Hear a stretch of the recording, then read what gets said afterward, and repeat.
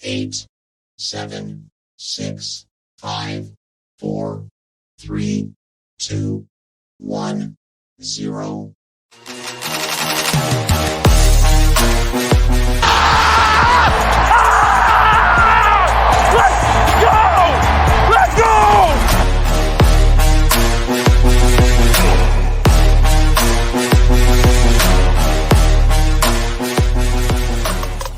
Fields cuts inside, left to the end zone.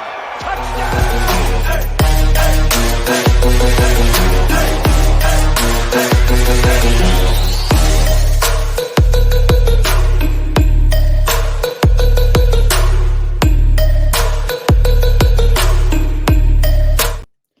Welcome to For Fantasy's Sake, a weekly fantasy football presentation presented by the For Frequency's Sake podcast network.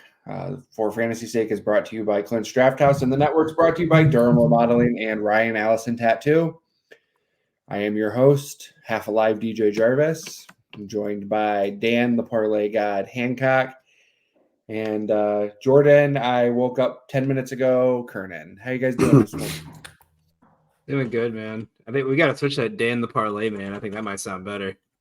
Oh, that's good. Get the rhyme in there. I do like that. And it was 8 minutes ago. So Jordan awake 8 minutes ago, Kernan. Guys, I'm like I said, half dead here. So anything that you get from me is a bonus. It's a daily double. Guys, do anything fun with your Saturday? Oh yeah, I worked. That was about it. You know, we had a nice little. It's some good college basketball games to watch. Some good football games. Hit a couple parlays. We didn't post anything yesterday just because by the time I get home from work, I was too exhausted to even look at social media for about 5 hours. But I know the one play I did post, you did tail and it lost. So the luck started running out again. I needed a fade Daniel day.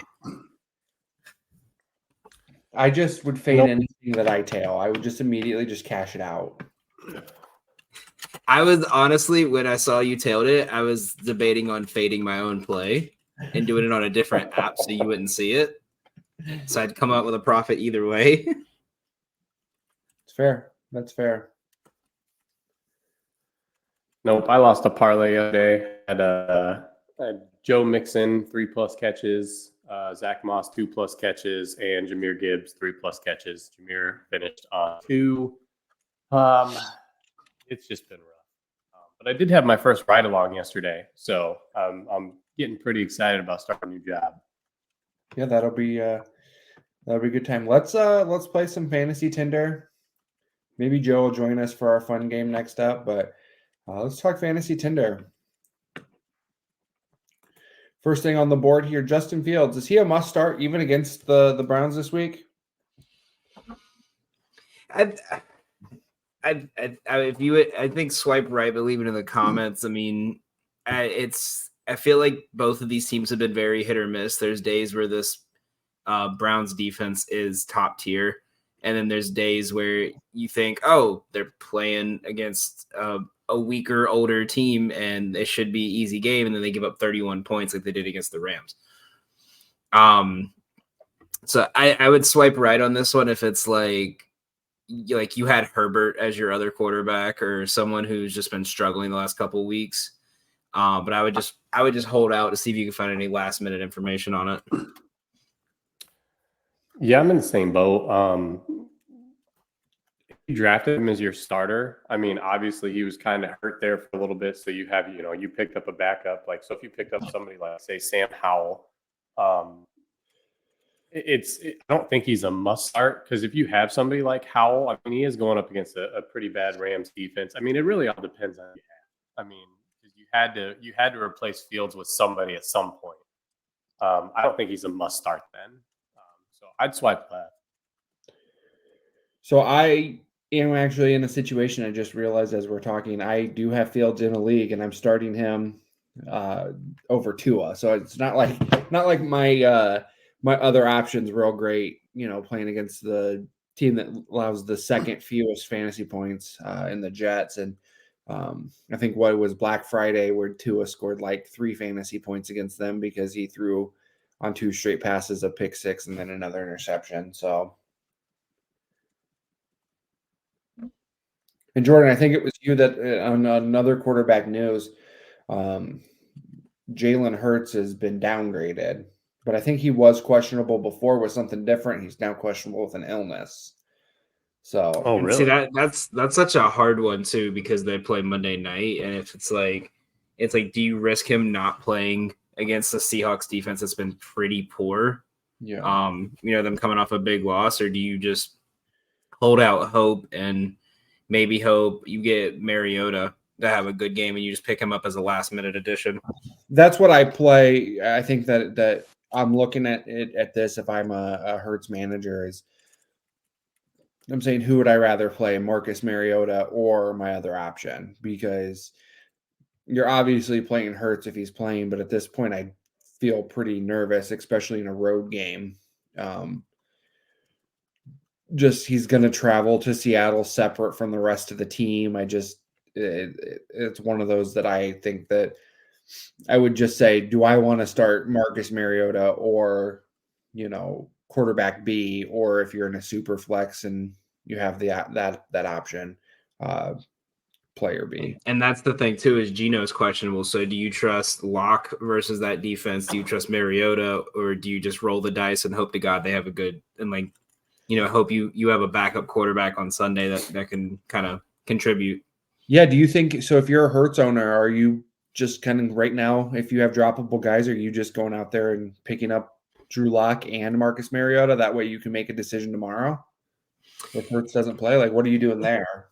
I think if you're in a league where there's not a lot of quarterback options, you tend to already have a second QB. I mean, unless you I know a lot of times in my league, I usually I tend to keep one if I have if I get one of the top 5, if I get like a Mahomes or like a Tua or something, I tend to just keep them and then stream them on the bye week. But I think if you have a second quarterback, unless it's I would say unless it's a like Sam Howell going up against Aaron Donald, someone who I feel like I haven't seen a lot of people pick him up with might actually be a good pickup in this scenario if you don't want to risk it is Joe Flacco. He's been pretty good the last couple of weeks, and he's going against the Bears defense that's 3rd in most receiving yards allowed and most passing yards. So especially he's got that connection with Elijah Mitchell. Njoku had a good week last week. So if you have Njoku, or not Elijah Moore, not Elijah Mitchell. But if you have Njoku, or you have anyone, if you're let's say you might be going up against a guy that has for God's sake, a Bears defense. He could I think he could definitely, he's not going to give you Hurts level numbers, but he could give you a good 10 to 15 points. Jordan, what's your move? Because this was your question, wasn't it? About so what are you going to do? If it's me, it all depends on who you have. I mean, it's kind of the same thing that you said. I mean, it depends on who you have for your backup. If you have a serviceable backup, I'm just starting my backup. Especially with the fantasy playoffs going on right now, because to me, that's one thing that you really can't afford to take a risk on. You can't take a risk on, I mean, I like the option of picking up Mariota or, Drew Lock, but, I know the Eagles are a little bit better against the run than they have pass, and Lock's got a start under his belt already. So, I mean, you could tear up the Eagles in the passing game, where I think if Mariota is under center, he's going to use his legs a little bit more just because that's the kind of quarterback he is. And I could see him handing off to Swift, getting Gainwell involved, Boston Scott a little bit more. I don't think that they would give him the ball and let him just rip the ball. For sure. So, and that's, you mentioned Drew Lock, he didn't do great, but he didn't do half bad against San Francisco's defense. You're going up against a weaker defense this week. With Geno's struggles, if he's still not, do you put that's the question you kind of got to see is, do they put enough faith in, Locke did solid against the Niners, we're going against a weaker defense, do we just let Geno sit another week? Yeah. That'll be interesting to It's a see. tough one. It's a tough one. Yeah, absolutely. Yeah, absolutely. All right, the next option here, especially in the fantasy playoffs, are we? If you're in a scenario where you own both A-Chain and Mostert, are you starting them both? I don't think you're going to I- have to make that decision because if I'm not mistaken, I believe A-Chain out, or He's still questionable. Last I he's saw, still questionable. but He only logged a limited practice on Friday, but from what I read somewhere that he was trending more towards doubtful. Don't quote me on it. I remember reading something about it yesterday. But I mean, they've kind of got a weird split going on. It's kind of the same, like I'm trying to think of who the other running back is. There's two running backs. There's a Jeff Wilson kind of Jr. thing going. No, yeah, there's Jeff Wilson here, but he would get, Mostert's basically getting all the groundwork, where A-Chan's coming in and getting most of the passing game work. Is Mostert still getting some passes? Yes, absolutely. I think if A-Chan's out, I think Mostert's role stays the same. I think they bring in Jeff Wilson Jr. to take over A-Chan's role, and Mostert still just gets a lot of the groundwork. But I guess the question is, do you have to start both? Or are they both start? I think they're both startable. Absolutely. The upside's there for both of them. So I'd swipe right. I think I would swipe right and leave this one in the comments as well, just because, I mean, we see it all the time when it's a two-back system. If one of them is hot, the other one doesn't touch the ball. And I mean, obviously we've seen the game where they both had, like one of the greatest fantasy games this season when they both put up like 30 something points. But like a lot of these teams that run this two-back system, when one is hitting, the other one is not seeing the field. And that's the thing you kind of risk right now is if, like, let's say they start to blow out the Jets, we're not going to probably see a lot of A-Chain, because if he's still leaning towards the doubtful side, then they're not going to risk putting him in a game against the Jets when they have bigger games coming up and the playoffs coming up in a couple of weeks. So I think you'd more likely, if this game gets kind of ugly, you're more likely to see the third string running back over A-Chain. But when they're fully healthy, yes, I mean, I think the way they run this system is perfect, and it makes it even harder. They had that game a few weeks ago. I think it was against the Panthers, where A-Chain had like 3 touches in the first 3 quarters, and then had like 15 touches for 80 some odd yards and 2 touchdowns in the fourth quarter.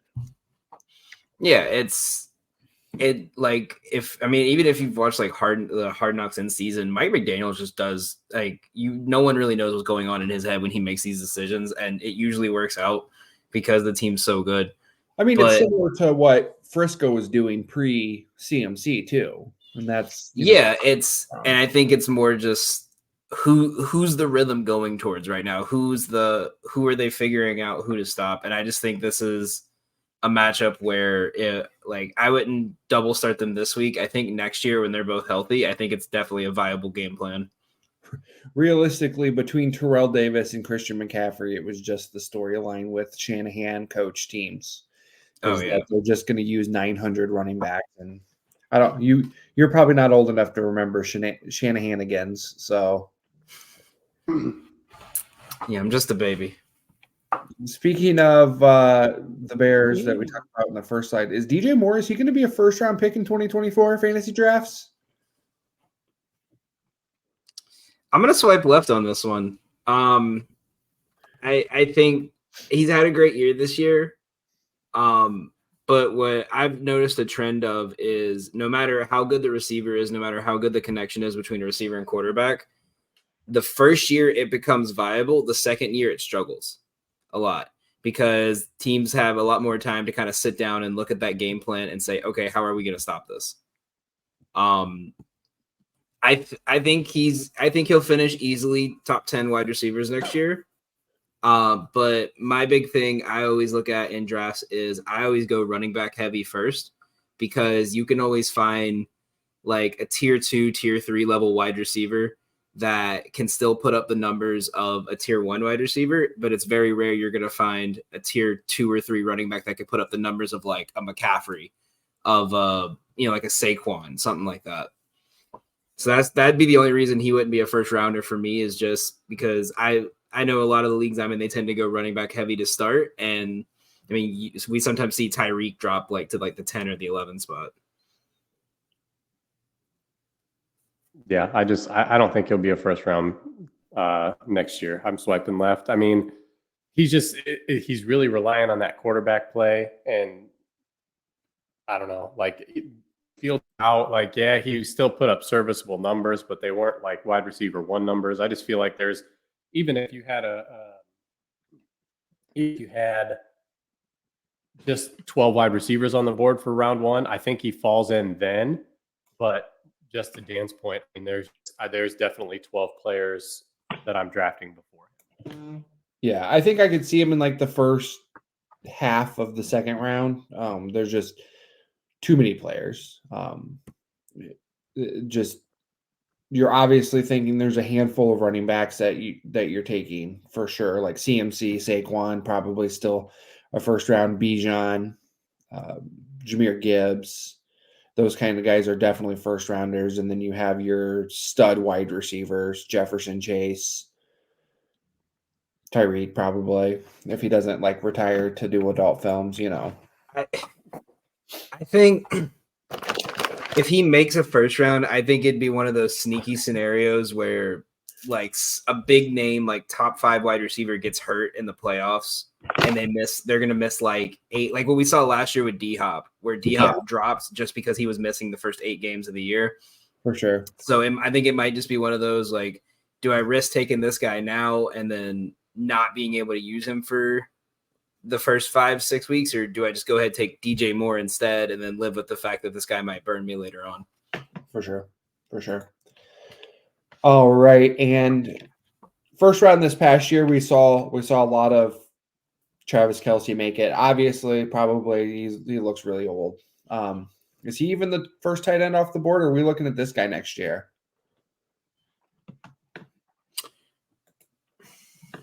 I'm swiping left. I don't think he's the number 1 off the board. If I had to guess, I'm saying Sam Laporta. I'm closing the app and restarting it with this one. I just, what it is, him and Laporta both have the potential. I think if Kelce kind of regresses the way he has so far, I think both of them could finish potentially tight end 1 next year. But I just think there's too many people out there that, everyone, it's the same thing every year with Mark Andrews that we hear of, he kind of struggled, but what if he goes off again? And then you miss out on him going off because you didn't take him with your 8th pick and you could have. So I think for the next year or two, it's still going to be Kelce because I mean, how often do you see a tight end going top 5 half the time in drafts?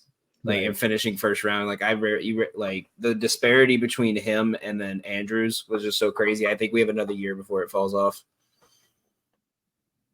Yeah, hopefully we get the old patented Kansas City Chiefs get right game today. So we'll head to commercial on the backside. We're going to play a little bit of a different game. We're going to have an FFS QC ladder match. It's going to be like connections, but a little different. I'll explain it to you guys on the backside. So let's go to commercial and we'll be right back. Durham Remodeling has been serving the Quad Cities area since 1973, and with over 50 years of excellence on their track record, you'll see why it's so easy to trust their experts when it comes to all of your home improvement projects. This family-owned business has you covered on all your needs. Protect your home or building from the elements today and get great roof repair services. Need new windows? No problem. Durham Remodeling can upgrade your windows and doors. Whether you want to upgrade the little details in your home or office, or want to tear a room down and start fresh, the expert contractors at Durham Remodeling have your back. Even the smallest changes can completely transform your space. Ready to start entertaining your friends for backyard barbecues? Durham Remodeling will help you plan, design, and build your deck and patio for the perfect outdoor space. Durham Remodeling's work is 100% guaranteed, so you can rest assured that you're getting the best service around. Call 309-786-6715 today for your free estimate for all your roofing, siding, flooring, windows, and painting needs. That's Durham Remodeling, 309 786 6715.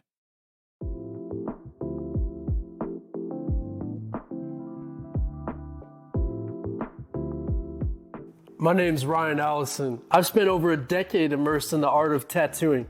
Sharply honing my skills has materialized into a diverse and prestigious body of work. Each tattoo reflects my relentless pursuit of excellence, and every client I work with is a living embodiment of that unwavering commitment. I will gladly and wholeheartedly embrace your distinct vision.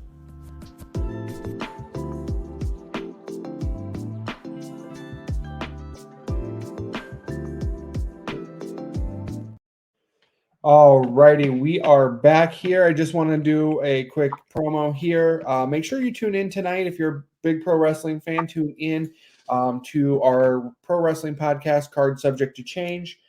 They will be reviewing the year that was in professional wrestling, giving away some awards, match of the year, stuff like that. I know Jordan voted in it, so I also voted in it because I love wrestling too. But yeah. So this is kind of like Connections. We're going to have four guys, each category. Each person has their own category. Obviously, the show Winkle did not show up. Parlay God Dan's here. Officer K is here. And we don't have Brian, but we're still going to use their stuff. You get 1 point for guessing a player that's in there. So players can be used multiple places. That's where it's going to become a little easier. It's skill position, guys. You get 1 point for guessing a guy who fits. You get 2 points if you guess the specific. Like if you say, I'm going to go in Joe's category and I'm going to guess Travis Kelce, then you get 2 points. If you solve their category, you get 5. Make sense? And we'll go 6 rounds. Whatever we have on 6 rounds, then we'll go back and forth until we can guess the 4 categories. I'm going to let Jordan go first. Yeah, so Jordan, just name a player if you want to guess a specific place. And your categories are based on things I know about you. All right. Well, let's go. We'll put Dak Prescott under Officer K. Let's see.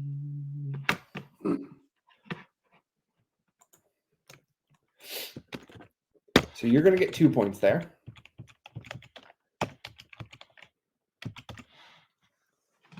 Let's see. Knowing your way to annoy Joe, I'm gonna put Brock Purdy under Joe. He's not there. Oh my god! So since Joe's, we can go. Do we want to go with the original category I gave Joe before he didn't show up? Sure. All right, we'll go with the original category, and then I'll tell you what the other category was.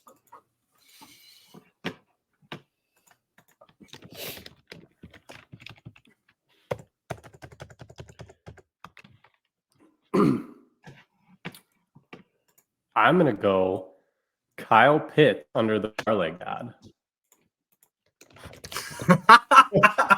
And I will say, you guys, I do want to tell you, you don't have to do specific. It is worth more points. So we'll give you 3 points for going specific, 1 for going non-specific. So my category's got to be something like players Daniel has raged on the stream about. God, mine just might be all Falcons players at that point. Okay, under me.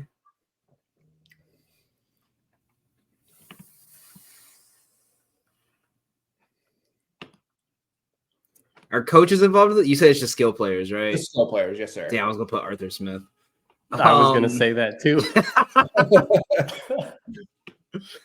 I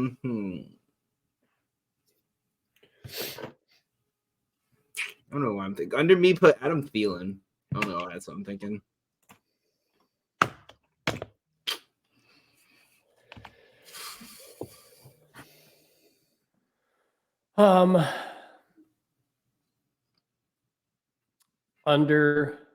Under Joe, Josh Allen.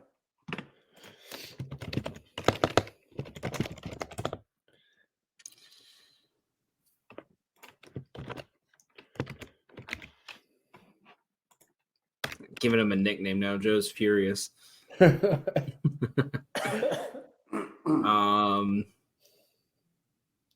I was gonna say under Joe the college football committee, but no way.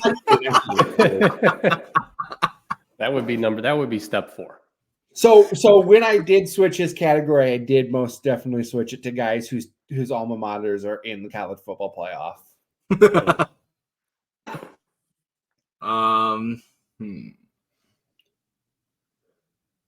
Under Brian, I'm gonna go Freiermuth. He's not there. I was getting ready to. I'm glad you took him because I was going to go same category, but Kenny Pickett. Nope. Mm. Again, you guys can make general guesses as well. It doesn't have to be under the specific person. I need the points. I got to keep a dominant one here. That's true. Yeah. We're gonna go more than 6 rounds because we have less people, but okay. Under Brian are the Steelers players? No.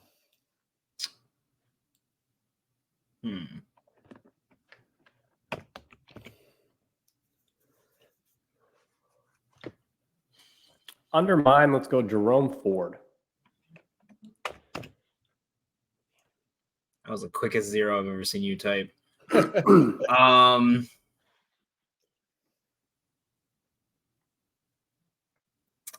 Under me, go Baker Mayfield. Damn, I was thinking like players that pissed me off this year or sold me by 1 yard.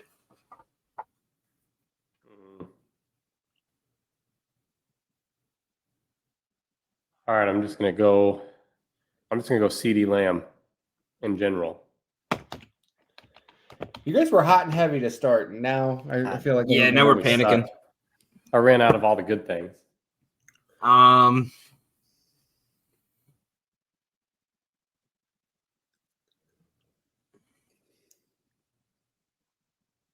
got a long shot here, but I'm gonna try it. Under Joe, Will Levis.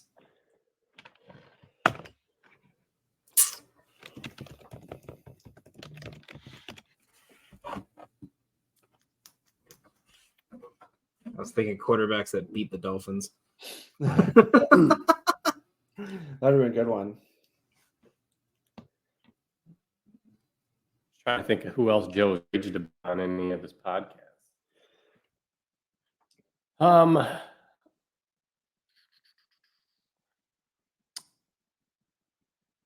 Under Brian, let's go Bijan Robinson.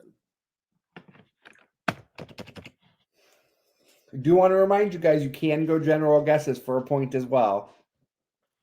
Sounds like a hint on that one. Dude, Jalen Hurts.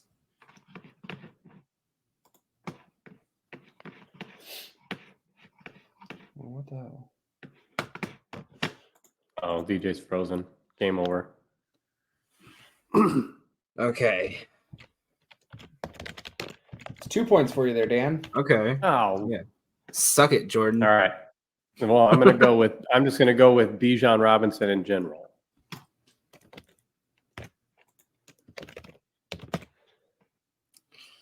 Oh my god, is mine all Falcons players or something? What the fuck?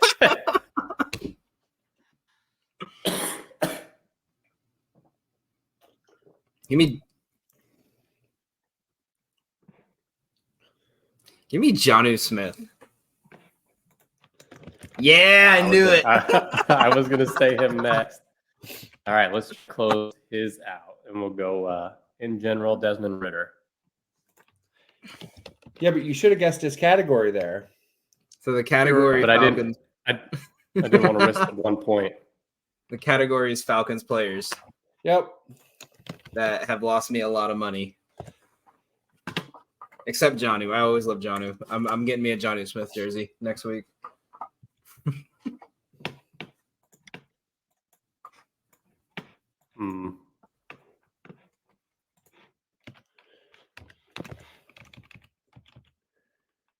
Damn, I went 5 in a row without a single guess right. That's sad.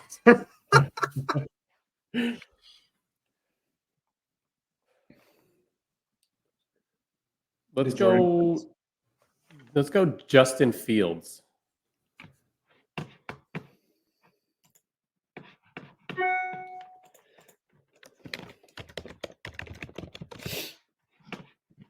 I'm gonna guess Joe's category. I'm gonna go MVP candidates.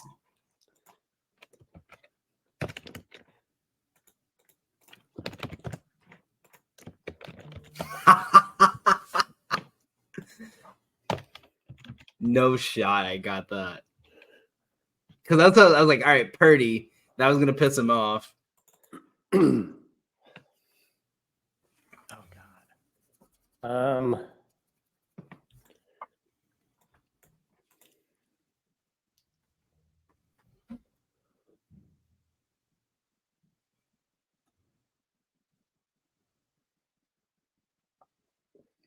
I'm trying to think of quarterbacks now. Now I'm blanking. It was CJ Stroud. All right. I'm gonna guess Jordan's category. His top quarterbacks for daily DFS. Say it one more time. His top quarterbacks for DFS, because I feel like he always uses at least one of those 3 every week in a lineup. That is not it. Oh my God.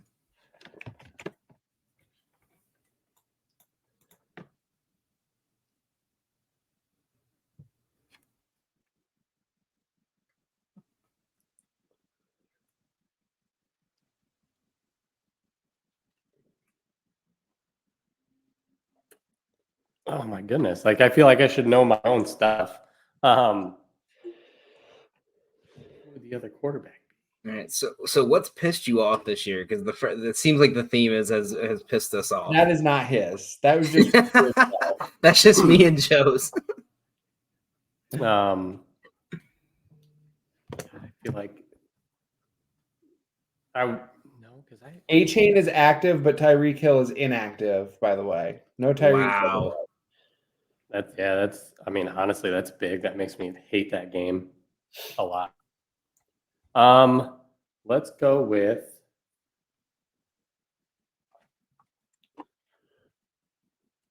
God, I don't even know, man. I don't even know. Let's go with I'm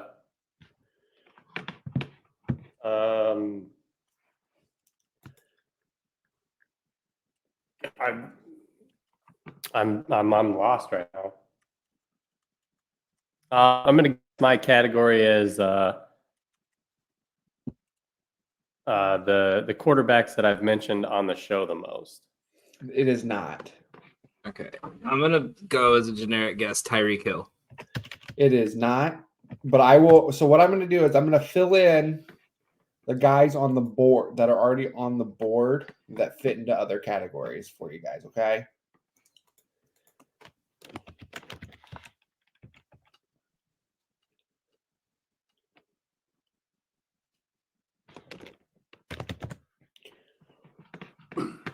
All right, Jordan. Can you fill out anybody's, either you or Brian's?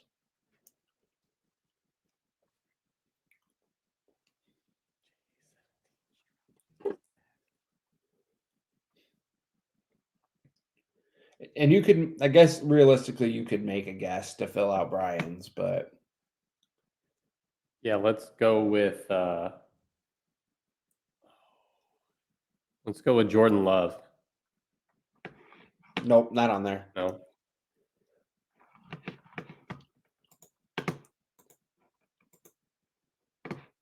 You said Tyreek Hill wasn't available. He wasn't on, right? Correct. Okay.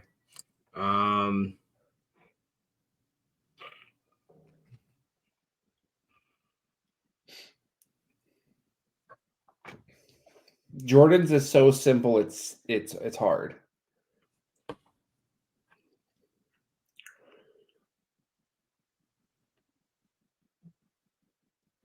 Let's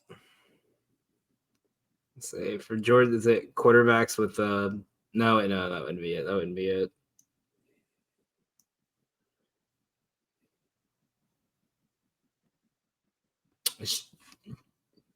Oh, I know it. Wait, no, I don't. Is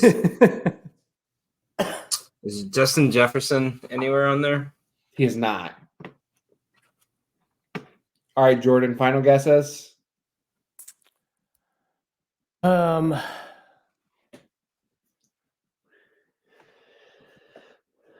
I really don't. I can't think of any. I was going to say quarterbacks who've beaten the Eagles, but I was like, the Eagles only have 3 losses. Dan? Oh. My guess was going to be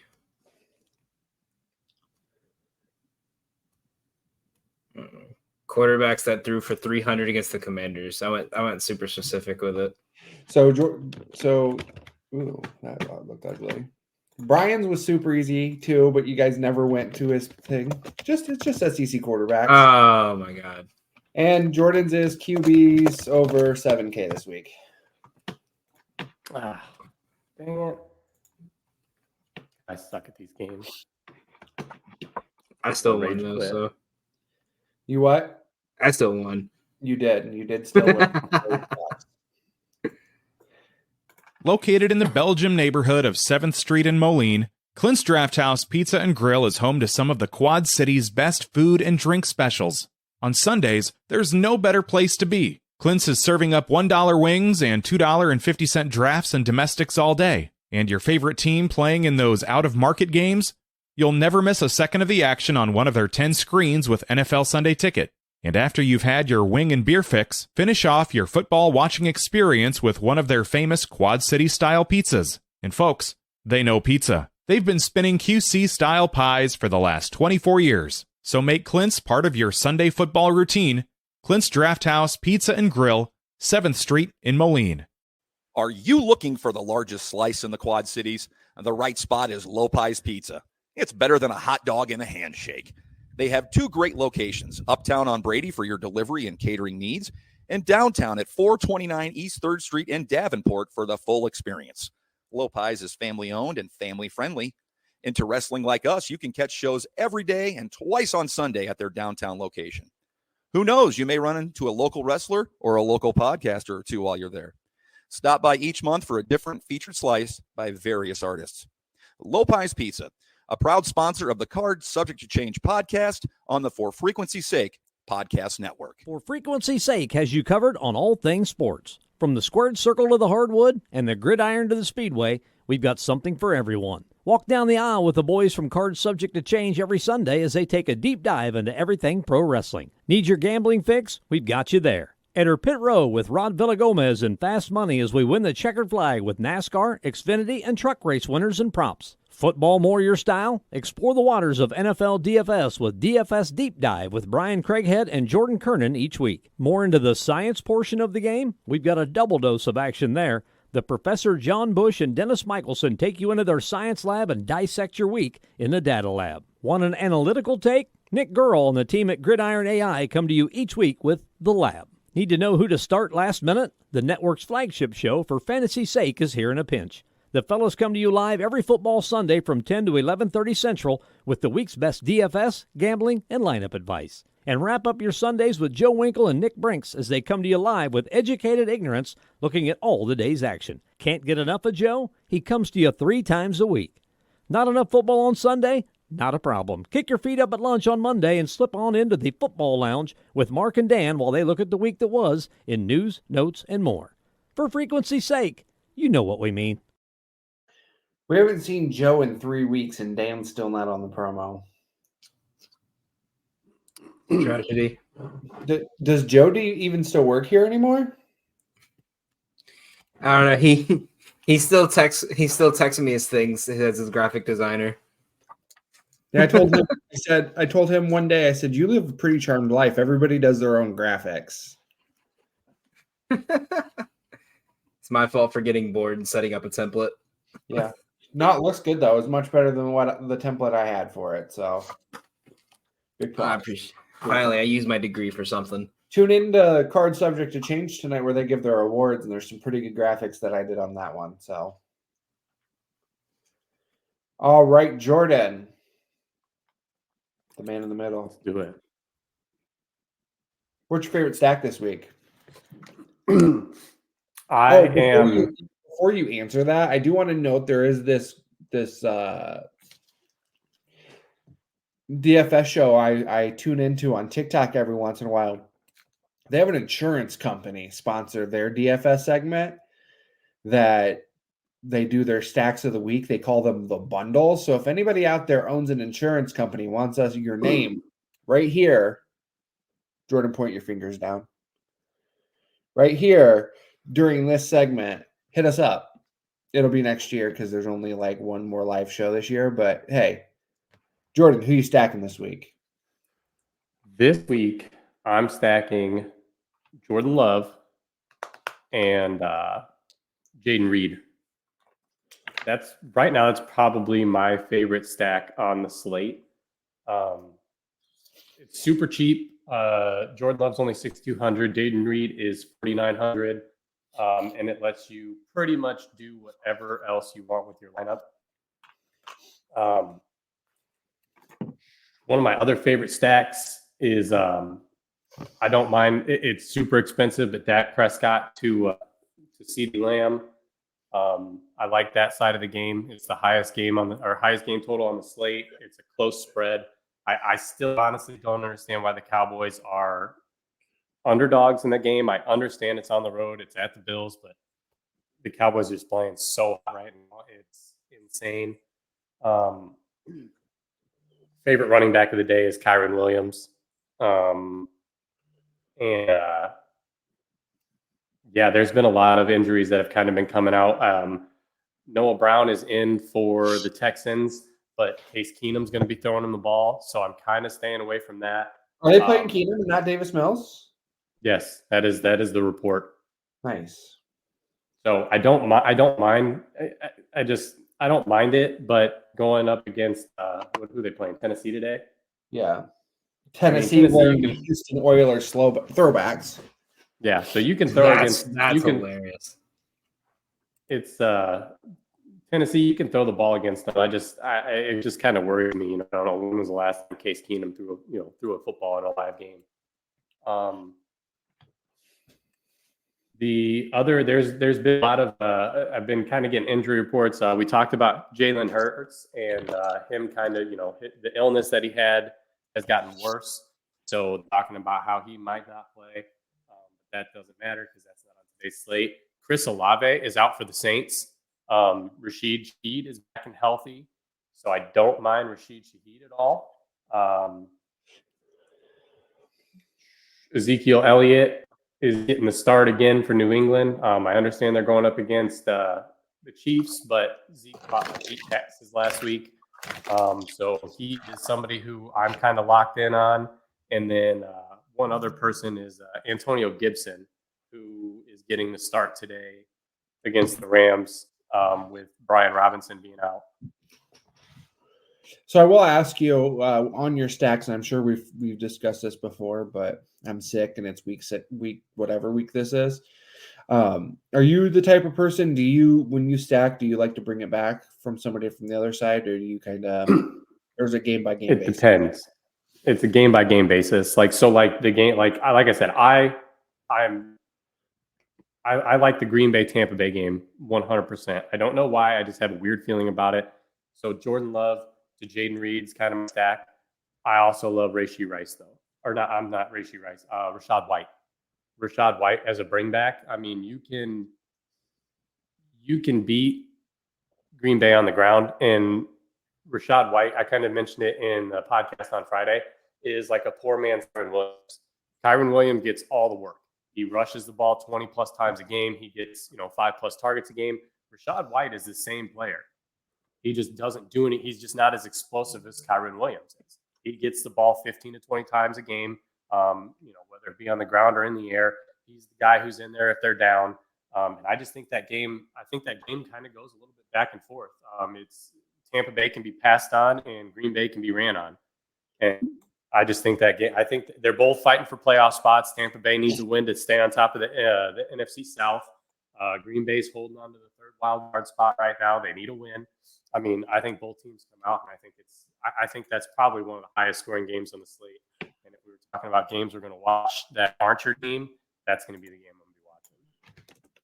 Well, not to mention too with Rachaad White, because I'm high on him this week too. We have a couple stat like bets I've liked with him. He does it so quietly too that I feel like DraftKings and FanDuel just can't catch up with his lines sometimes, because it's not like, here's a big 60-yard run and then 15 10-yard runs right after it. Or like 5-yard run. It's like 23, 4 yards at a time. He'll break one for 9 or 10, and then he'll have because against teams who have had very solid running defenses, he's put up 100 yards. So I'm with you on that. I like that one. Big one that I was curious on when it comes to tight ends is Okonkwo is kind of set up for a big game this week, and his number is very low. Is that someone you're kind of looking at? So that was who, when this all started. So like I said, especially for like my ladder challenge and stuff, I usually play guys who are super high owned. Chigo now isn't even in the top 10 of ownership. At $2,900, the guy's involved. Levis trusts him. He throws him the ball. He runs routes.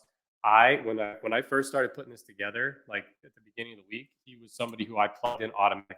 $2,900 for a guy with his potential is just insane to me. And it lets you do, you stack Jordan Love, and you put Chigo Okonkwo in at the tight end position, you can do whatever you want with the rest of your lineup. It doesn't even matter. And there's a lot of, like I said, with Olave being ruled out, Rashid Shaheed's cheap. There's a lot of people who are on Demarcus Robinson this week. In my opinion, yeah, he's super cheap. But I think last week was like a fluke. I think the Rams lean heavy on the run this week, and they go back to Nacua and Kupp. Really like Demario Douglas from the Patriots. They're going to have to throw. I do think the Chiefs kind of come out, and I mentioned it on the podcast. I think the Chiefs come out angry, and this is kind of Bill Belichick's last shot. So either he's going to have a really good game, or he's going to coach one of the worst games he's ever coached, and the Chiefs are going to blow him out. And if they do, if the Chiefs are up 3 touchdowns, New England's got to throw. They got to throw to somebody. So. No, I think that was one that I was really looking at. I think another one, another stack I've been kind of looking at, and I'm actually really curious to see, because I've talked about him earlier, and it's always weird because this guy has always been kind of iffy, it seems, some weeks. But Elijah Moore and Joe Flacco, I think, is a solid low budget one. Now it's different when you have like a guy like that where this team, it just feels like he's not got a favorite receiver, but his most top connection, I think, is with Moore, because he came over with him, he played with him in New York as well. So I think that was my stack this week for quarterback. Wide receiver I took that one. It was a little bit of a stretch. I was kind of playing a little dangerous with it, because I've kind of been struggling in DFS. So I just figured, why not get something out there that can, high ceiling, low floor kind of thing. But I want to know your thoughts on Kamara. Is that worth the price? Because I know you mentioned Shaheed, and if with Taysom Hill still technically questionable, I kind of like Kamara to, especially with the way like the New York field's not really that good. Derek Carr kind of sucks. Like I feel like we could see another game where Kamara just touches the ball every other play. Yeah, I like that. It was kind of the way I went last week. Was Kamara had a great matchup against the Panthers defense, and the game played out exactly what you thought. Because last week you were like, you know what, these guys, they play together. They don't break huge scores. And I'm like, when you started talking about it, I got nervous, because I'm like, man, I really like this spot for Kamara. And then I played him, and he almost cost our cash lineup. Like, so the ladder challenge almost went down in things in week 1. But we had the rest of the stack was pretty good. I do like it just because you save $600, or I'm sorry, you save $700 off of Christian McCaffrey, and they both have, McCaffrey's got the higher floor, and he's got the higher ceiling, but Kamara's got just as high of a ceiling. We've We've seen it before. He could do it again, and he's super involved in the pass game. And if Tommy DeVito keeps playing like he's been playing, and and New York can make it a game, yep, exactly. If they can make it a game, where I think that the San Francisco Arizona game, I think just a complete total blowout, and McCaffrey doesn't see the field a ton. I think Kamara's the better play again this week, just because I think that game could stay close. And with no Olave, I could see a lot of dump downs. If Shaheed can't get open, so yeah, I like Kamara. Yeah, I think the only other one I was like, is it worth paying up for a defense this week? Or because I feel like there's a lot of these matchups that look like it can be ugly and then it just turns into a high scoring contest. Like I know there's been weeks where it was like Tennessee, Cleveland, where I thought, oh, two stagnant offenses, no one's going to score. And they scored like 50 something points. So is there like a low budget defense that you kind of like? For me, it's the Brown. I got the Browns this week. I just think I paid the mid price for them, but I was also looking at Tennessee. I don't know how you feeling about that one. I had Tennessee locked in my lineup, especially with Stroud being out. That's somebody who I kind of gravitated towards. I didn't realize they were so high priced still, though. Like I don't know where DraftKings got off on that one. Like if it were me, like if I'm DraftKings, like I feel like they're more like a $3,100 deal, especially against at the time we didn't know that Stroud was going to miss. So I think DraftKings did the right thing, and they were like, hey, you know what? We're going to price this up just in case Stroud does miss, and he did. And but I still think they're worth it. Like I said, going up against Case Keenum, they're without. I don't know. They're without Tank Dell. Obviously, he's out. Nico Collins is questionable still. Collins is active for Sunday's game, so Nico Collins isn't playing now either. So that leaves them with Noah Brown, Robert Woods, Xavier Hutchinson, and John Michie, and then Dalton Schultz is active this week too. So, I mean, you just look at some of the wide receivers, like Noah Brown's got a chance to do it. But like I said, I mean, you Case Keenum throwing you the ball. I really like Tennessee's defense now. They're actually one of the lowest owned defenses on the slate. But I do think that they have a huge potential for a good game. They're at home. No, they're at home. So I really like that. You could do a little secondary stack with your Chigo Okonkwo and the Titans defense. I don't mind that at all. I really like that. The other defenses that I was on, somebody who was kind of low, and this is just going based off my my high ownership one is the Rams. The Rams right now are in the top 5 of owned defenses at 3,100. I don't mind the Falcons at 3,600 either. I kind of talked about it in a podcast again on Friday. I feel like this is like, I don't know. To me, I feel like this is Carolina's Super Bowl. This is Carolina's game that they're going to come out. They've only got a few left. They're going to prove that, you know what, we can come out and we can win with Bryce Young. We can win with the team that we have.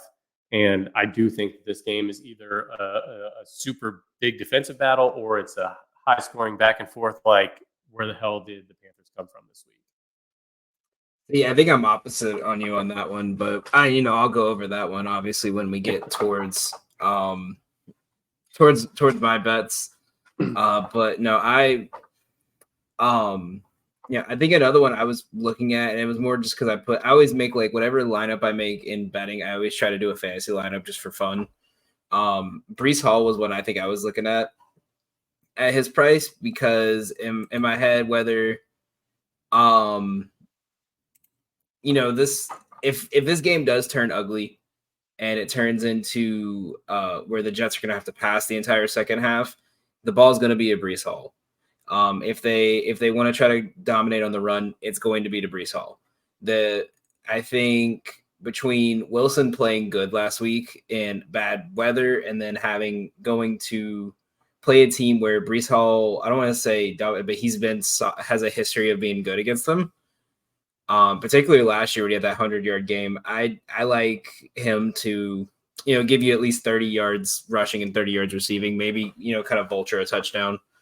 But we've also seen him break one, so I think that's the one I like. I'm curious though. You mentioned Jayden Reed. What's your thoughts if you didn't go Jayden Reed? If you stacked Romeo Doubs, is he just too high of a price? No, because I mean he's only $400 more.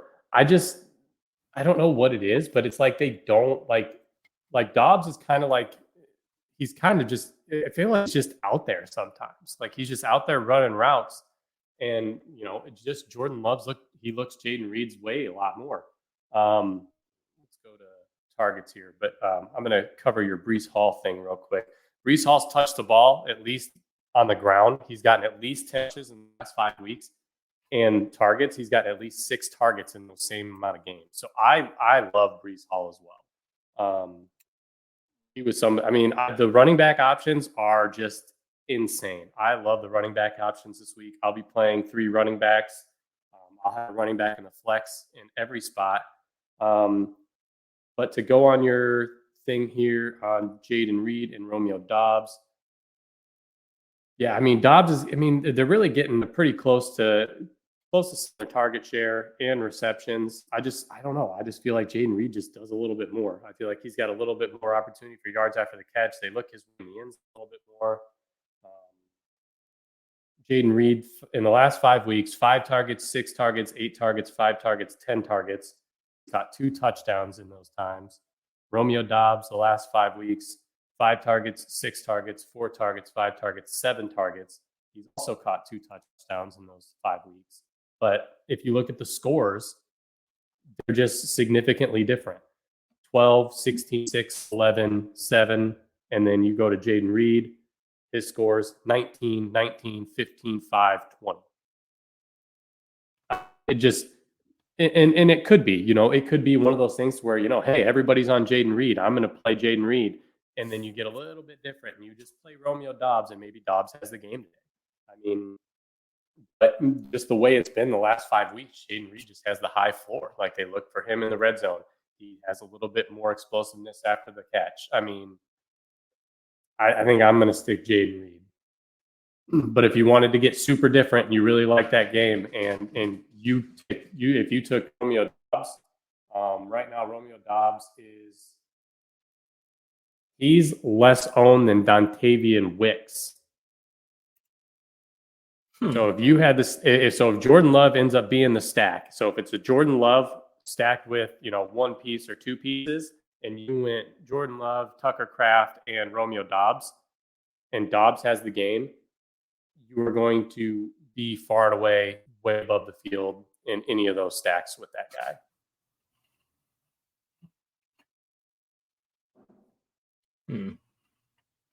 No, I like that. I think the only other one I did when I did my super flex, I paired up Stafford and Kupp just because of Washington's defense, and I really bought down on running backs. I went Elliott, Gibson for my RBs. And I did McCaffrey and CD for my my 2 flexes. So I think that's probably the one I'm most confident in. Yeah, I like. Gibson and Elliott. I mean, they're both getting the starts. They're both going on. I think they're both catching a lot of passes this week. I'm kind of locked in on those guys. Like I said, I like a ton. I like Kyron Williams. I like Elliott. I like Gibson. I like Rashad White. I like Bijan Robinson.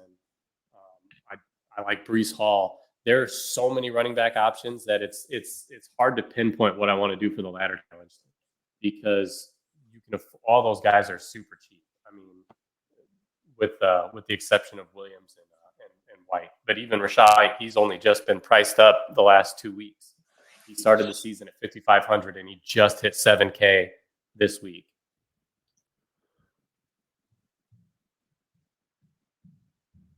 All right, let's head to commercial on the backside. Dan will be the man in the middle. Jordan, is that still the basement or is that a different room that you're remodeling in the house? No, this is the basement. We're still working on it. If you look at it, looks fabulous. I did the lights. We've got the second coating of mudding and taping. All I'm doing is sand. If you look at the floor, there's like a 2-inch thick layer of dust because I refuse to sweep it until I'm completely and totally done. I have to sand the ceiling and then I think we're going to be good to paint. So it'll be a whole. I'm hoping by a few weeks from now, if we do anything for like playoffs and stuff, I'm hoping that it's done and it's looking nice. Yeah, Jordan spent two decades sweeping the meat department. Refuses to sweep his basement. Take your energy level to new heights this football season with Lifted Energy. Try any of Lifted's 9 specialty energy drinks or create your own and conquer fatigue. Visit Lifted this fall at 2430 16th Street, Moline, or check their Facebook page at Lifted Energy to see what festival, market, or fair they are popping up at today. Lifted Energy, get lifted. Hate mowing? Need your lawn or business landscaped? Having trouble with an unruly yard that your neighbors hate? Yard Barbers LLC is your hookup. Mowing, weeding, edging, trimming, aerating, fertilizing, haul away, they can do it all. And they aren't just good for your summertime yard blues. They work all year long, and you can get signed up for their winter services for that annoying snow and ice removal. Find Yard Barbers on Facebook at Yard Barbers LLC, send them an email at yardbarbersqc@gmail.com, or shoot them a text at 309-235-1595. All right, we are back. The future Mr. I don't want to butcher your fiance's name, so I'm not going to say that. The guy who does the betting stuff on our shows that actually shows up. We got Dan. There we go. What a beautiful intro there. And we're gonna have our bets right here, mine and Joe's best bets for tonight over on the bottom of the screen. Oh, sorry, Mr. No Show Joe. Oh, Joe the No Joe the No Show. Dan the Parlay Man and Joe the No Show. Oh, he's gonna yell at me for that. Okay, so my first play of today is, and this is why I said I was gonna get into it later. I am trusting the Falcons again. We're taking Atlanta -3. We put a little bit less than a unit on it because we took this play at the beginning of the week. And as I said on my stream on Monday, every early play we take, we put half a unit on because of the line movement. But this line stayed steady, and that's why I stayed at that point of -3. Carolina is got nothing to lose, but Atlanta has everything to lose. They're now in second place in the division. They have Tampa Bay going up against a Green Bay team that can easily kind of put them away.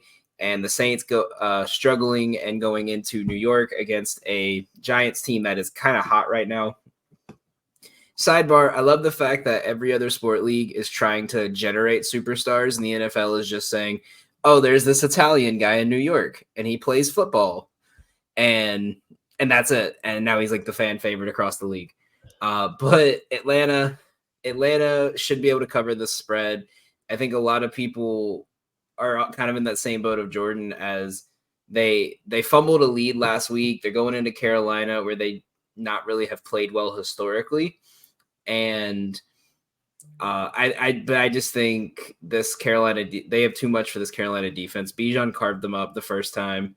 Ritter was fairly solid the first time. And now that I feel like he's kind of getting into his stride towards the end of the year. I think it's a good time for him to dominate. Bryce Young should have a good game too, but I don't think the rest of that team can hold up to the Falcons. So give me Atlanta -3. The next play is in that same game. We're taking Bryce Young over 28.5 passing attempts. DJ, I know you're putting these in right now. Please don't jinx me. So as I promise. I'm actually going to pull up this stat here.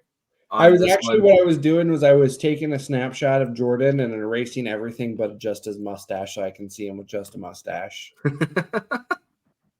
I won't do that. No mustaches. So I'm going to share this screen over here to show you guys why I love this play so much. So if you look, DraftKings has it at 26.5. FanDuel has it at 28. So I took this at 28, and I'm still confident at there. But if you want an easier bet, I think you can get it. As far as I've seen, you can get it on DraftKings at 26. But this season, he has hit 27 or more passing attempts in every single game. He's hit 28 or more passing. He's hit 29. Only one game he had less than 30 passing attempts, and that was the game against Dallas. Every other game he's hit 40 once. He's averaging around 34 to 35 a game. The Falcons shout out the app we're looking at. Oh, this is Outlier. I said it on all my shows. Outlier is one of the best research apps I've ever used. They have a free month trial. I'll put that in a pinned comment on my Twitter page, Gotham Gambling. It's honestly a top tier app. They give you trends. They give you every insight possible. You could even look at this against certain spreads, when they're at home, when certain players are playing with him and when they're not. But regardless, very great.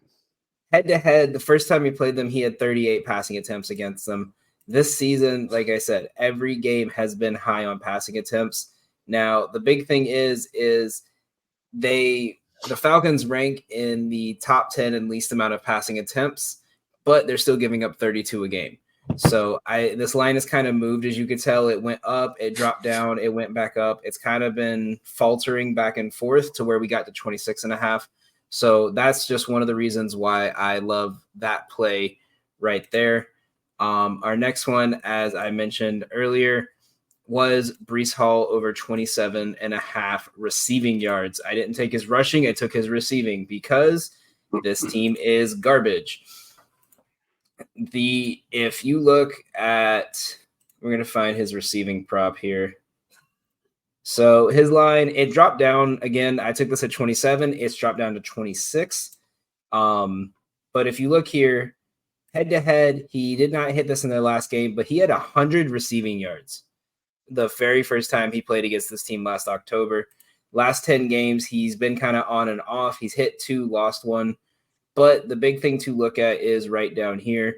Miami is giving up is in the bottom half of the league. They're giving up 32 yards per game to running backs in the air. And with the fact that if you look at his target share, he's getting about 6 targets a game out of 41% of passing plays that he's involved in. But not only that, if you look, there's the light gray is the amount of catches he has. The dark gray is the amount of targets he has. There's not a lot of difference between these. 5 catches out of 6 targets, 7 out of 9, 6 out of 8. They're not giving him tough plays. They're giving him easy catches. You could probably even take his receiving lines 3.5. That's also a good one. He's hit that in 7 of his last 10. As you can see, once the season's kind of progressed and Zach Wilson's kind of gotten more comfortable, he's hit this line every single time. So I really, really like that play right there. The next one is probably one of my favorites. We mentioned him. This guy is going to be my new Jonnu Smith. He's going to be my favorite tight end, only because he's hurt me too many times, and his name is just too fun to say. Chiggy Okonkwo. Now, I caught his line at 30.5. It's dropped down to 28. You can find it 28 on FanDuel, 31 on DraftKings. But head-to-head, he struggled last year, but he's hit this in 3 consecutive games. And you can even look at with Will Levis at quarterback. He's hit this in 3. The only 3 he's gotten close and missed were earlier in the season in games where they kind of had to rely on Derrick Henry and in blowout games.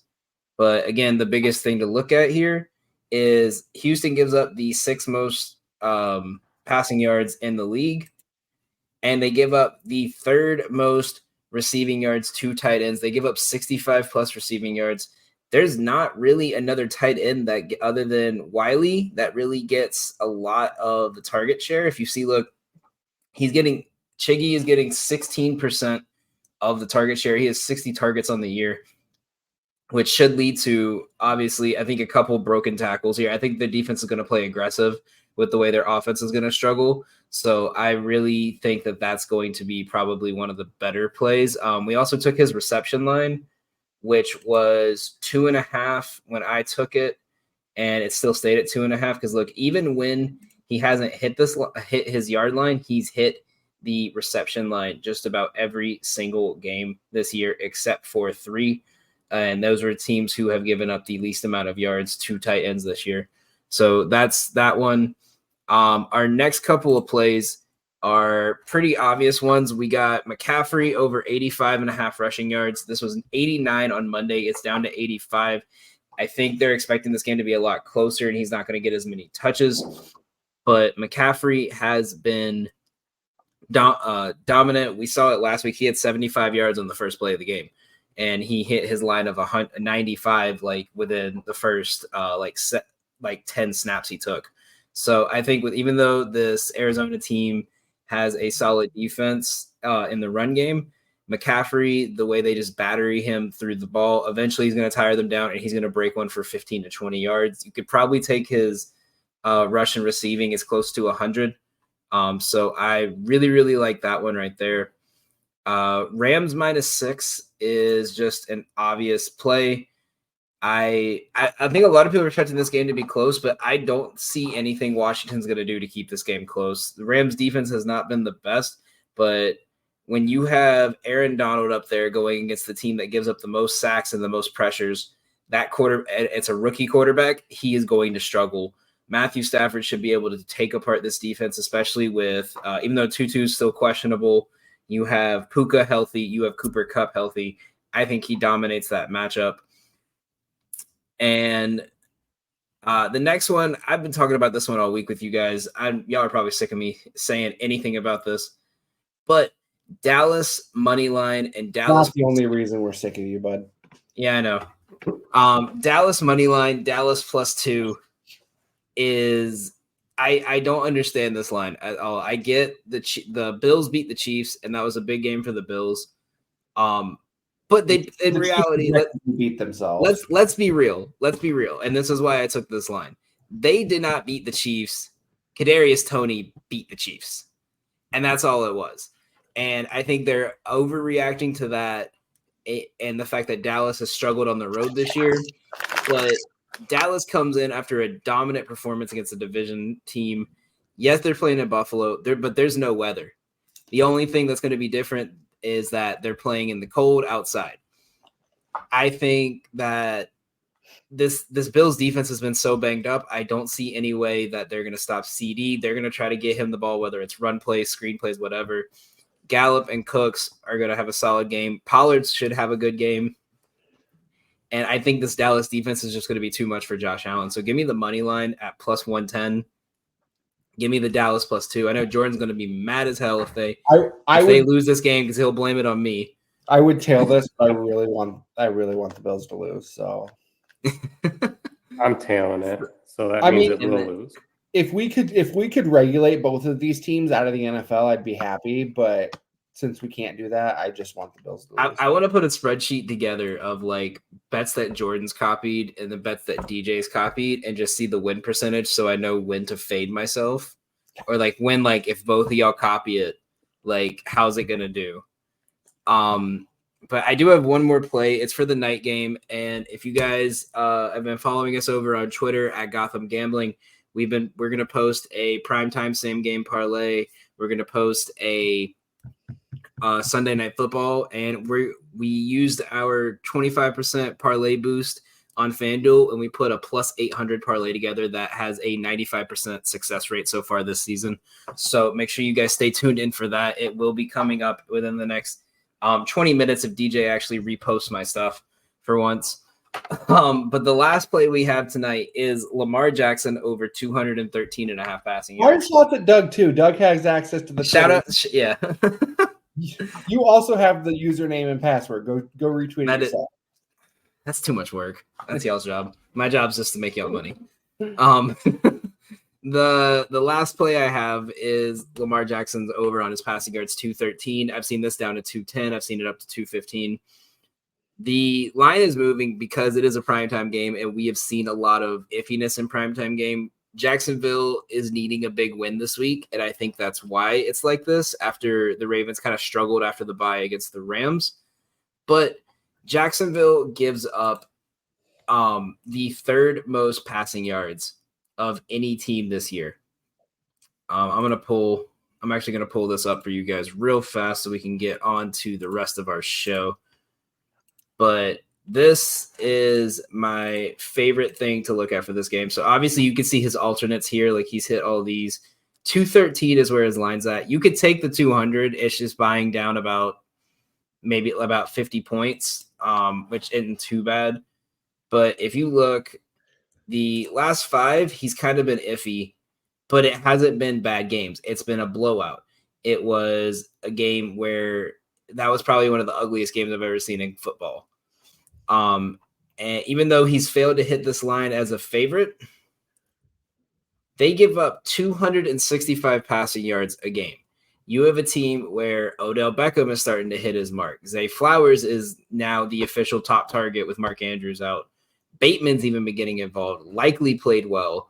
And they have a lot of these dump-off plays to Keaton Mitchell and Justice Hill where they just go little 2-yard hook routes and they sprint up the field so fast you can't catch them.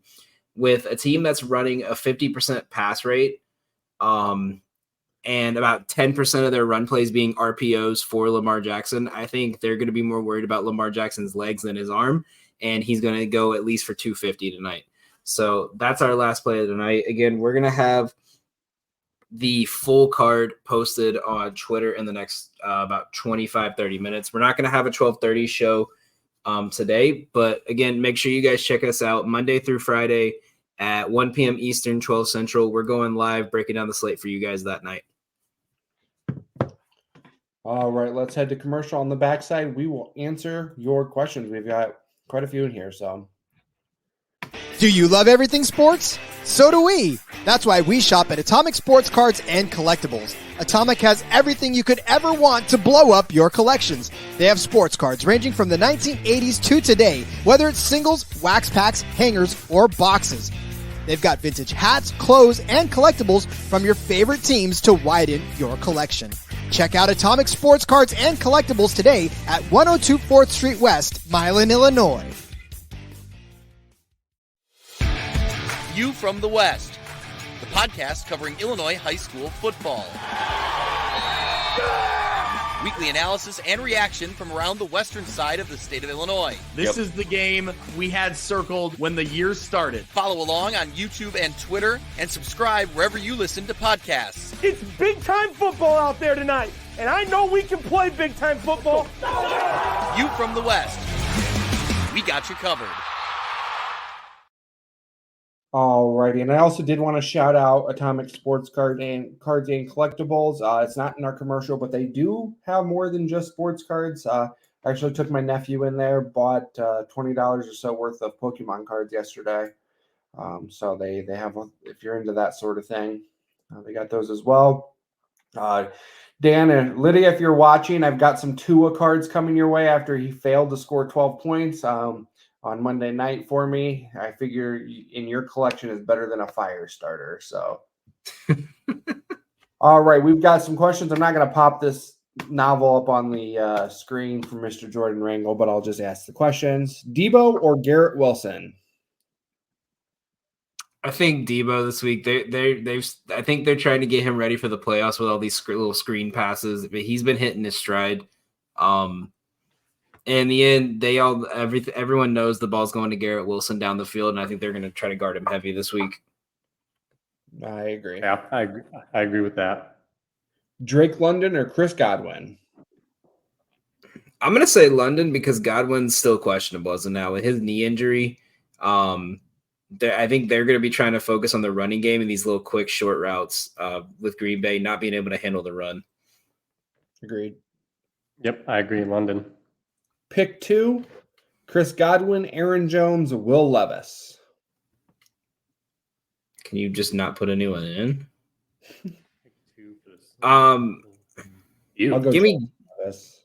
Give me Godwin and Levis. Again, Aaron Jones also questionable, but they have too good of a run defense in Tampa. Yeah, I'll take Godwin and Levis as well. Godwin or Jaden Reed?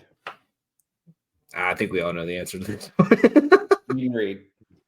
Yep. JSN or Wandale Robinson? Wandale. Wow. Wow. Vito. Give me Wandale. I would just put Olave in. Like you're probably I would say JSN because Philly's pass defense has not been the best. Even with Drew Lock tended to look for him a lot last week. So yeah. Kenneth Walker or James Conner? Walker. Yeah. Aaron Jones, Tyler Lockett, or Jerome Ford? I don't mind Jerome Ford. Just because I feel like you're locked in with volume. Yeah, you're for sure going Kincaid or Goddard. I will say they did really like throwing to the tight ends last week. It might be just because Kansas City's linebackers can't cover, but they were including Kincaid and Knox both in that game plan. But like you said, you're guaranteed. Give me Kincaid just because I think with as good as the secondary has been in Dallas, that they're just going to try to do a lot more short passes so they can lead to a Gabe Davis long ball or Stephon Diggs long ball. I think they're going to be more focused on these little short out routes. That's one Gabe Davis. It's 3 for a bad luck.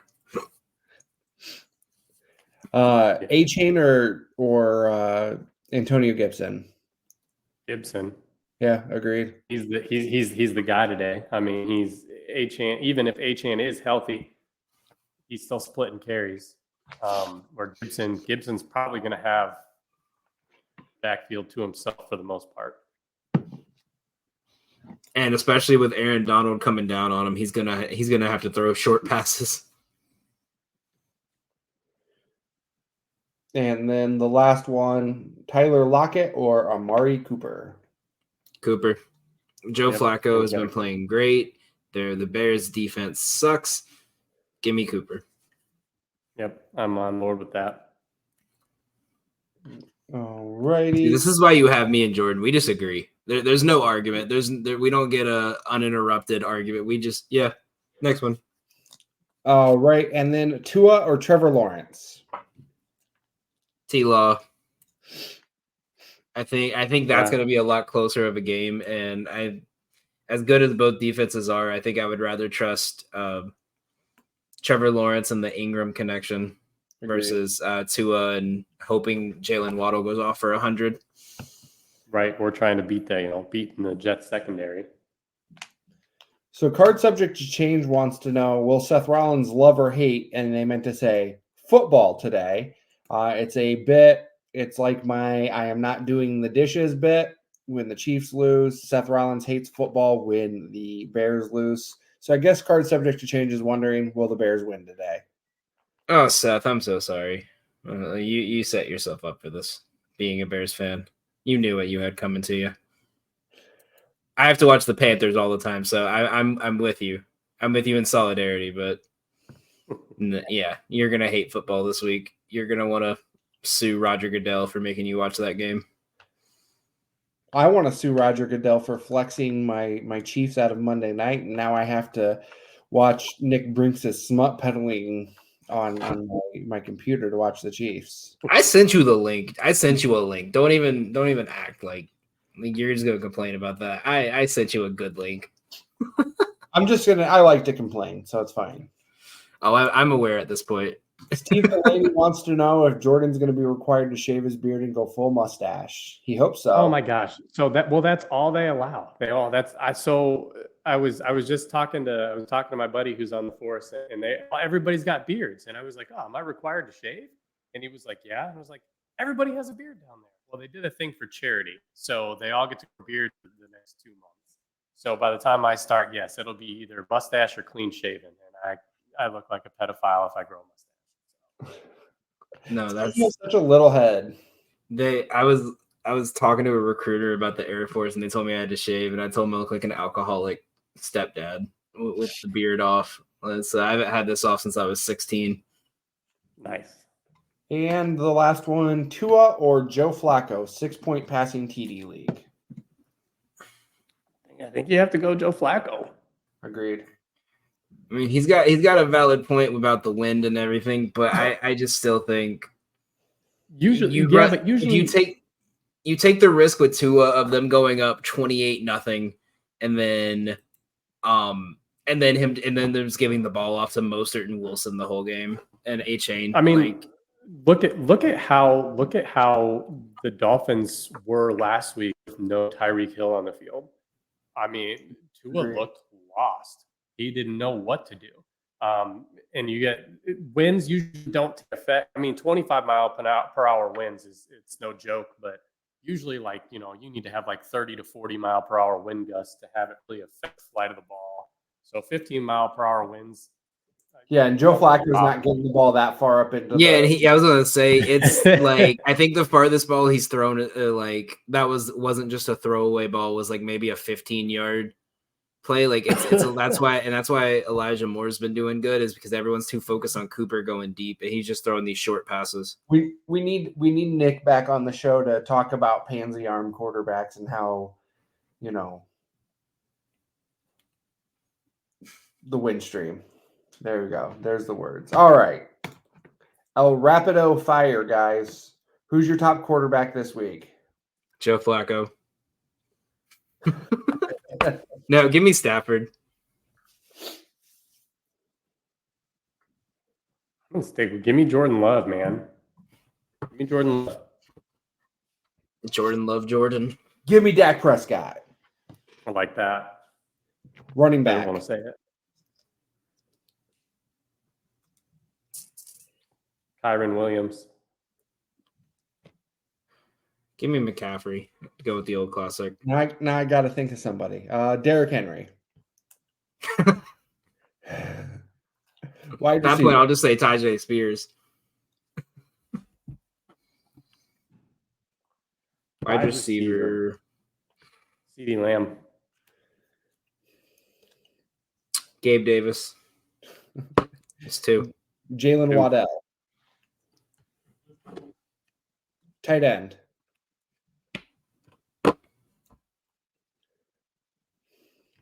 I'll go with, I don't want to say a Conquo. I'll go Isaiah Likely. Long shot. I think he just sneaks like 2 catches for 60 yards and a touchdown somehow in there. Let's go with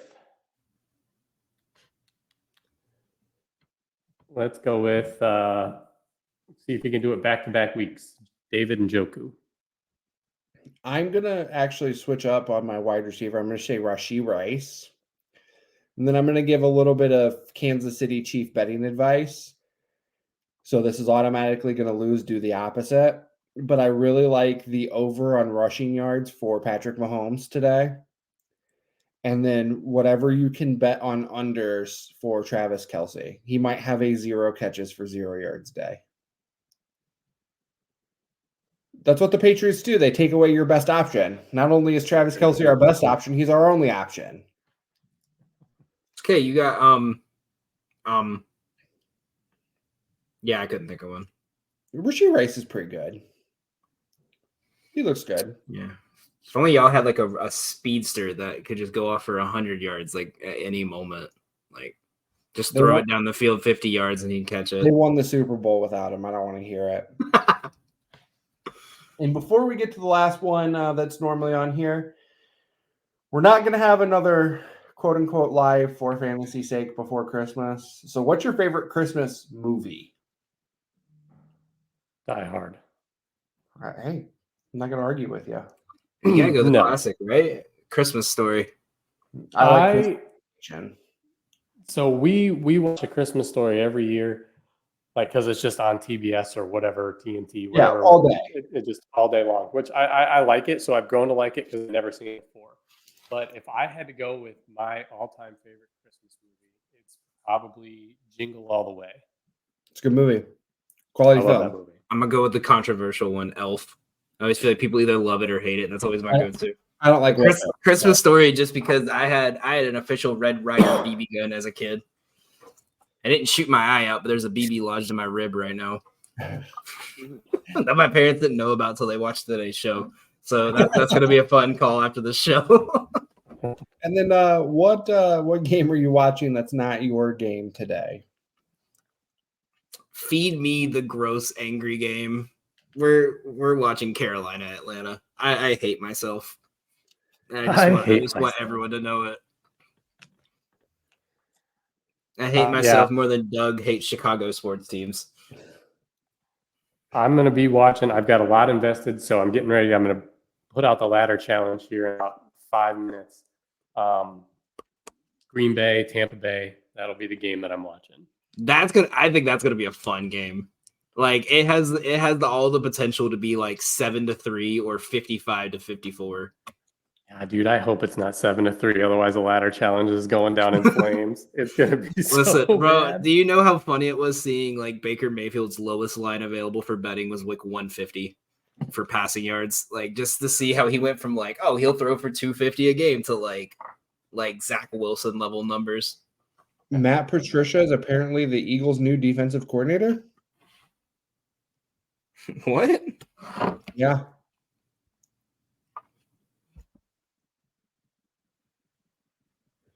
All right. Well, wasn't he like something or somewhere? Oh, Eagle assistant. He's calling the plays for the defensive coordinator this week. All righty. And I am going to hate watch the Bills and Cowboys today. So I hope both teams lose. No, I hope the Cowboys. I don't want the Cowboys to win, so I just want the Bills to lose. Well, that's no fun. I don't like that either team. I hope the Panthers dominate so well that they just say, you know what, by committee, we'll put them into the playoffs just so Joe has something to talk about. And then Bryce Young wins the MVP, Rookie of the Year. Miles Sanders goes off for 9 touchdowns because I need 10 rushing touchdowns for a future bet. Shouldn't you want the Panthers to win so they leave Arthur Smith on the tarmac or something? Listen, the only thing I hate more than Arthur Smith is the owner of the Panthers. Like, I like living in that area. Like, a lot of people hate him. He's such an asshole. Like, he stole like $80 million from a town. Like, faking. He said he was going to build a complex and then backed out after he got the money.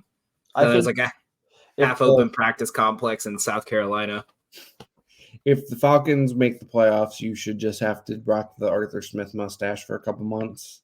Bro, this is never coming off. Like, I like that. Well, just trim it really short and just keep the mustache. If the Falcons make the playoffs, I will. If the Falcons win in the first round of the playoffs, I'll shave the whole beard off for the next stream. If they make it past the wild card. Interesting. All right, for Officer K over there, and Dan the Parlay Man, hashtag Fade Dan. I'm your host. Oh, and for No Show Winkle, I'm DJ. We'll see some sort of convoluted recording next week because it's Christmas Eve. Dan will probably be here because nobody loves Dan. So TJ bet Devin Booker triple-double. Just letting y'all know that. Good luck on your matchups this week. Hope everybody's bets are winners, even the ones that are opposite of Dan's. I like that.